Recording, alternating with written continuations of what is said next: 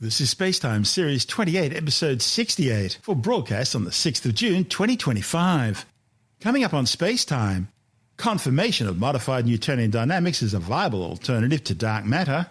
A new study shows the Earth's core contains vast hidden gold reserves. And looking for the chemistry of life on the Saturnian moon Titan. All that and more coming up on SpaceTime. Welcome to SpaceTime with Stuart Gary.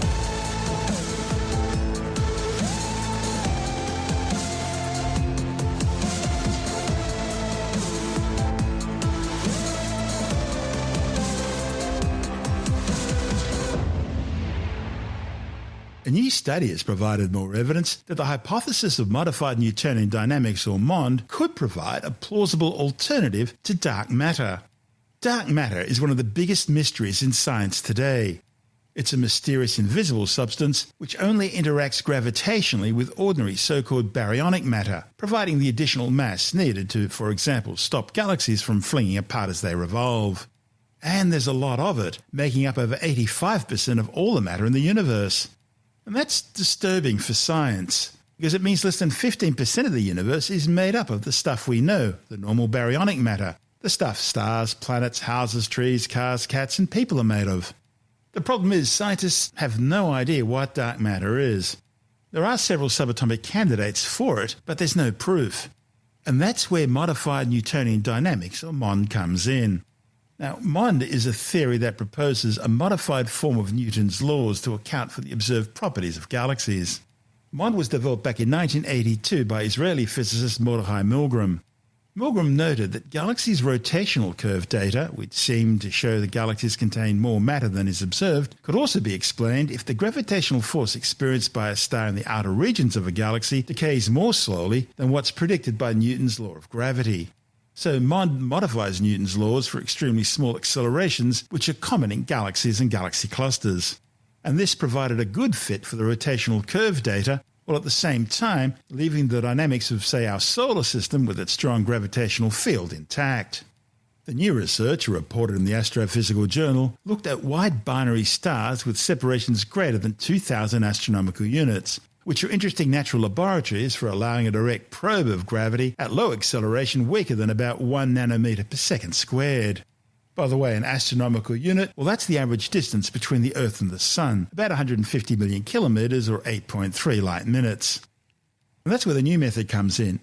Astrophysicist Ka-Young Shea from Seong University has developed a new method of measuring gravity with all three components of the velocities of stars as a major improvement over existing statistical methods which rely on sky-projected two-dimensional models.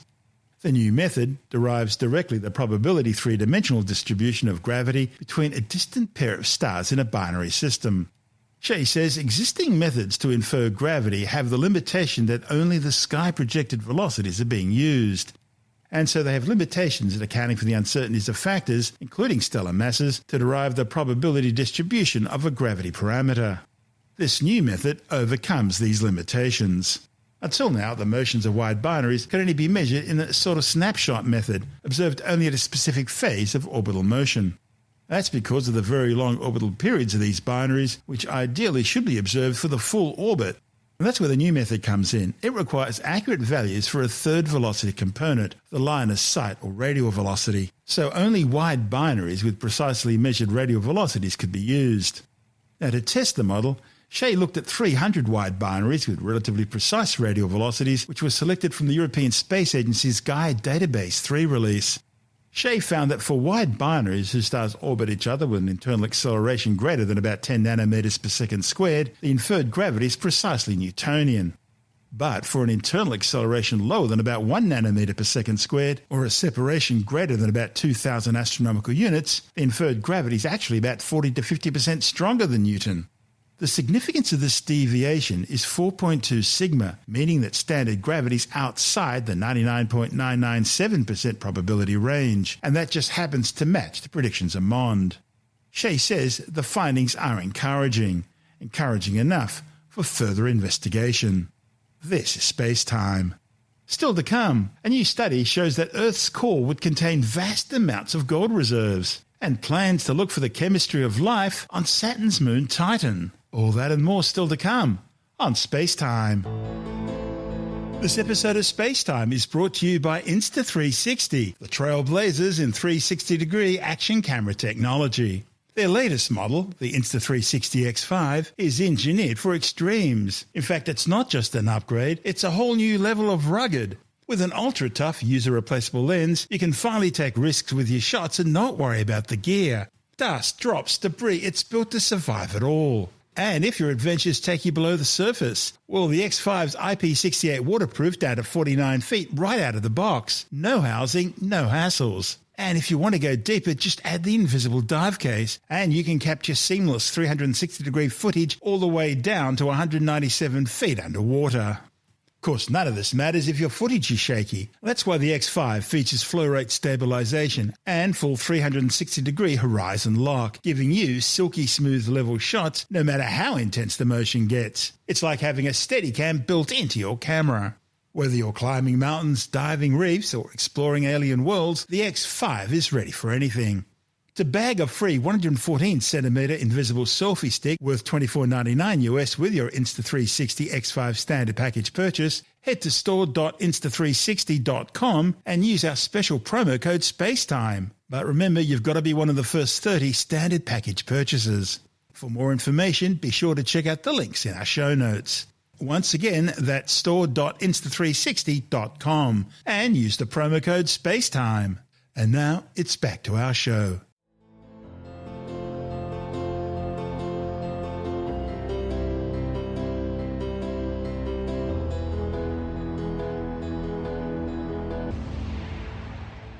A new study has found that Earth's largest gold reserves aren't kept deep inside Fort Knox, but instead lie buried deep under 3,000 kilometres of solid rock. A report in the journal Nature suggests that over 99.999% of Earth's stores of gold and other precious metals are locked away within Earth's metallic core and far beyond the reaches of humans. The findings are based on the discovery of traces of the precious metal ruthenium in volcanic rocks on the islands of Hawaii that were literally blasted out from the Earth's core. Now, compared to Earth's rocky mantle, the metallic core contains a slightly higher abundance of a specific ruthenium isotope, Ru-100. That's because part of the ruthenium, which was locked in the Earth's core together with gold and other precious metals when the planet formed 4.6 billion years ago, came from a different source than the scarce amount contained in the Earth's mantle today. These differences in Ru-100 are so tiny that until now it was impossible to detect them. But a new test has now made it possible to resolve them. The unusually high Ru-100 signal found in lavas on Earth's surface would have ultimately originated from the core mantle boundary region. That's 3,000 kilometres down.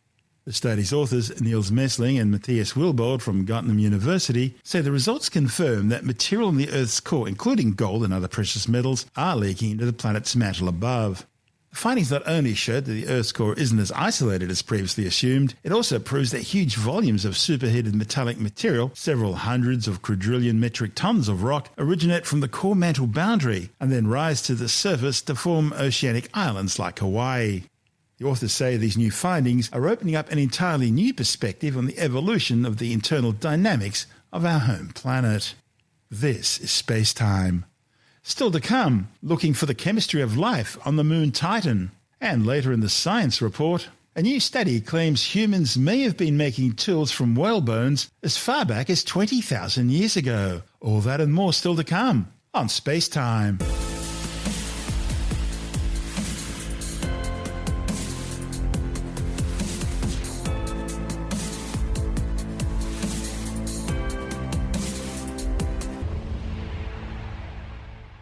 When it descends through the thick golden haze of Saturn's moon Titan, NASA's Dragonfly rotorcraft will find an eerily similar Earth-like terrain. It'll see dunes wrapping around Titan's equator. There will be clouds drifting across its skies. Rain will be drizzling down to the surface, forming rivers which flow into canyons, streaming into lakes and eventually seas. But not everything is as familiar as it seems. See, at minus 180 degrees Celsius, the sand dunes on Titan aren't silicate grains but organic material. The rivers, lakes and seas aren't water but liquid methane and ethane. On Titan, water is frozen solid, forming bedrock. Titan, you see, is a frigid world laden with organic molecules. Yet Dragonfly, a car-sized rotorcraft set to launch no earlier than 2028, will explore this frigid world to potentially answer one of science's biggest questions: how did life begin?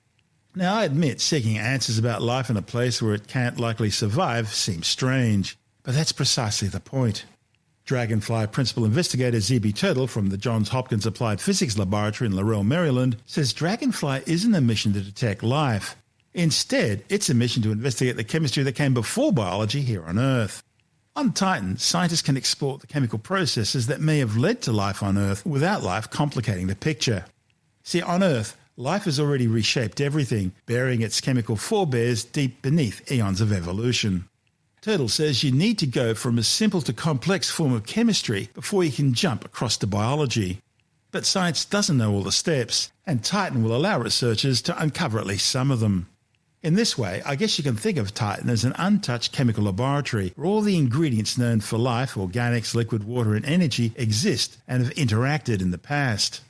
What Dragonfly will uncover will illuminate a past long since erased on Earth, and it will refine science's understanding of habitability and whether the chemistry that sparked life on Earth is actually a universal rule or a wondrous cosmic fluke that only happened the once.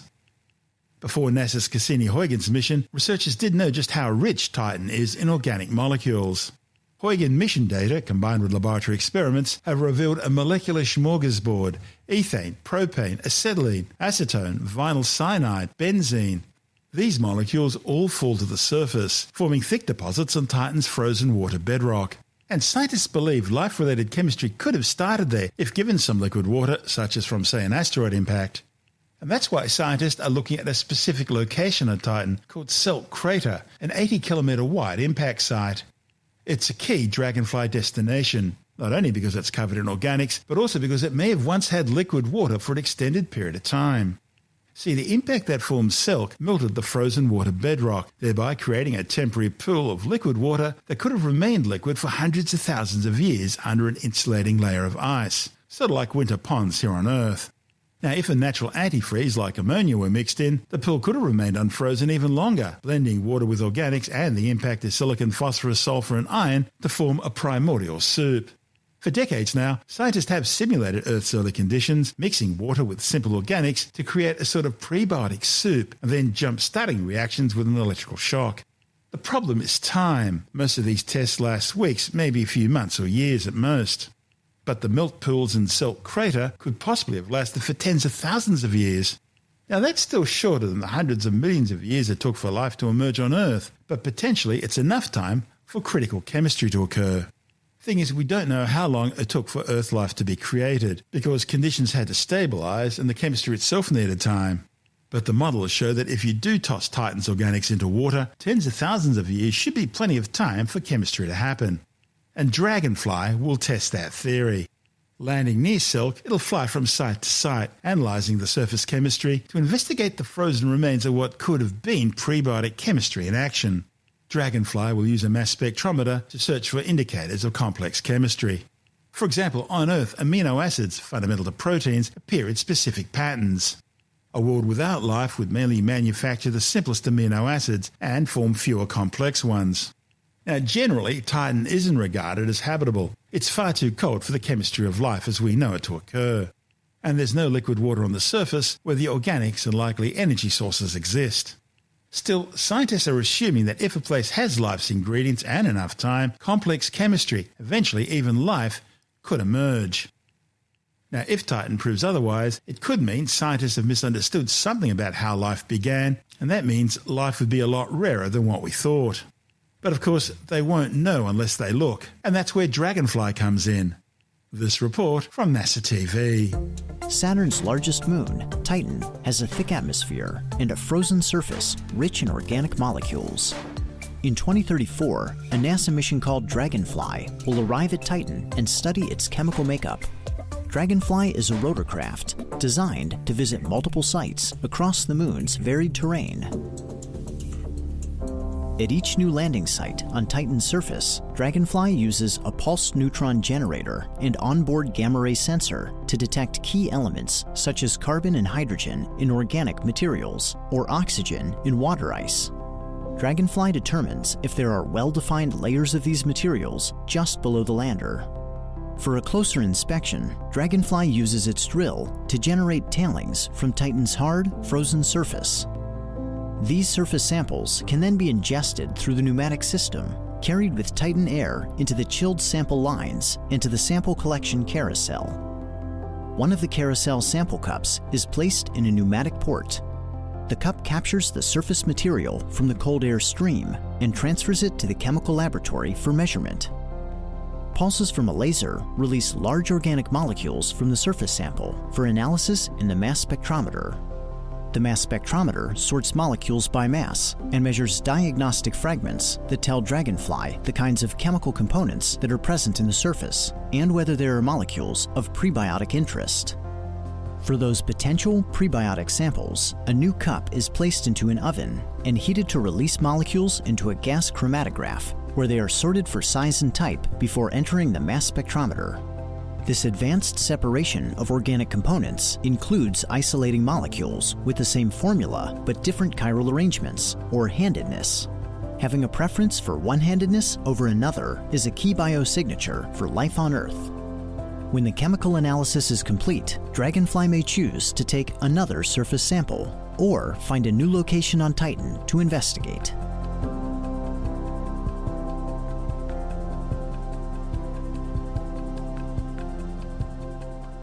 This is SpaceTime.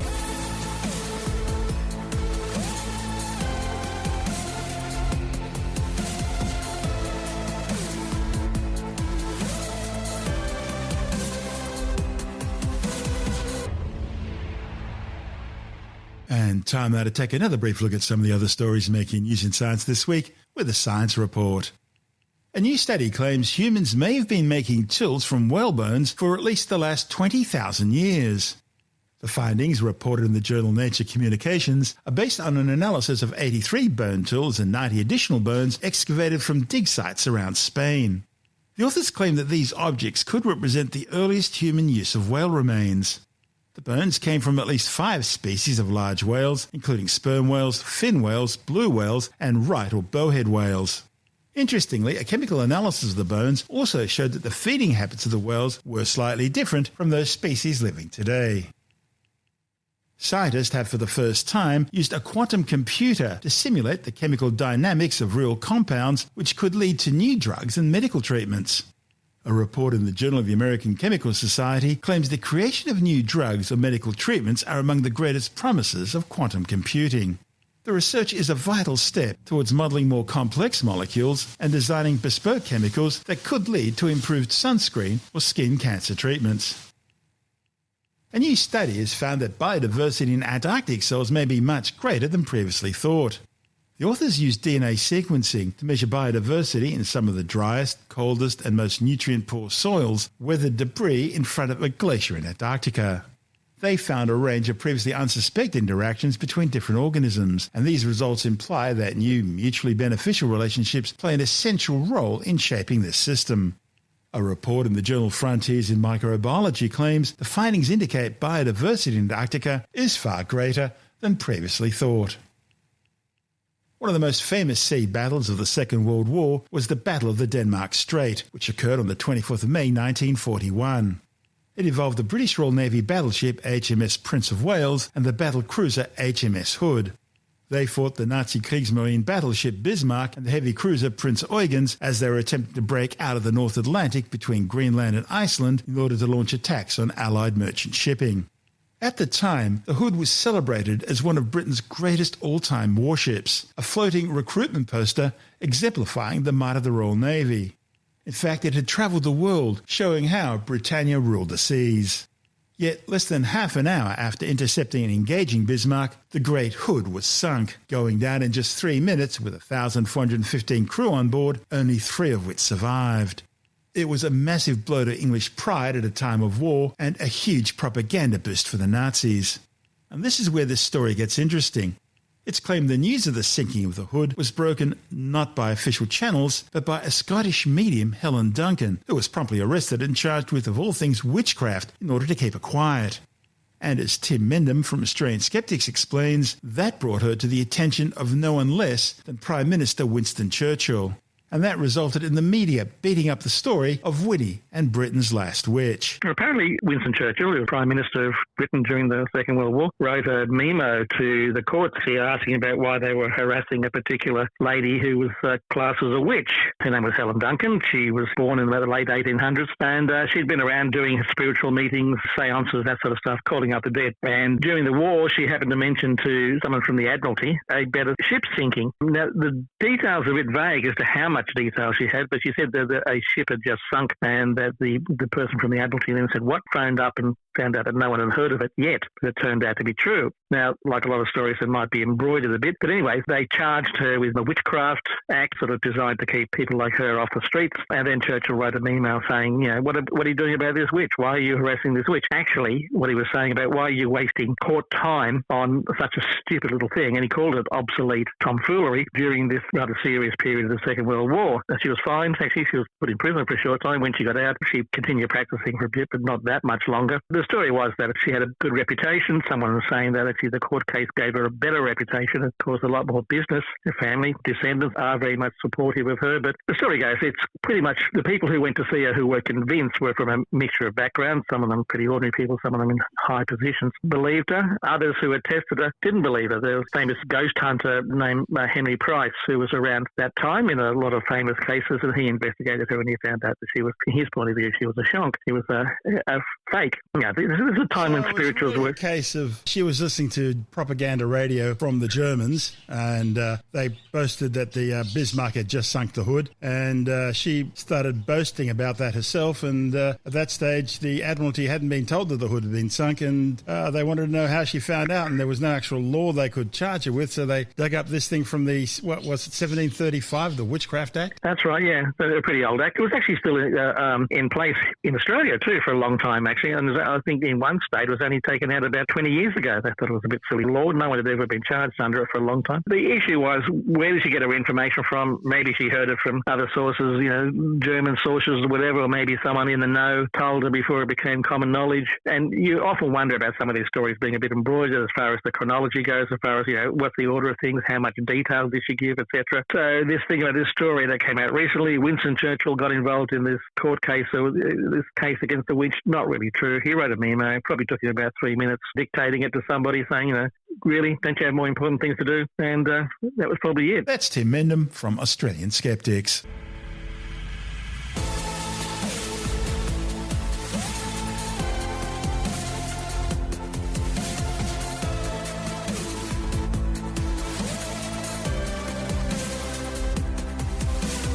And that's the show for now.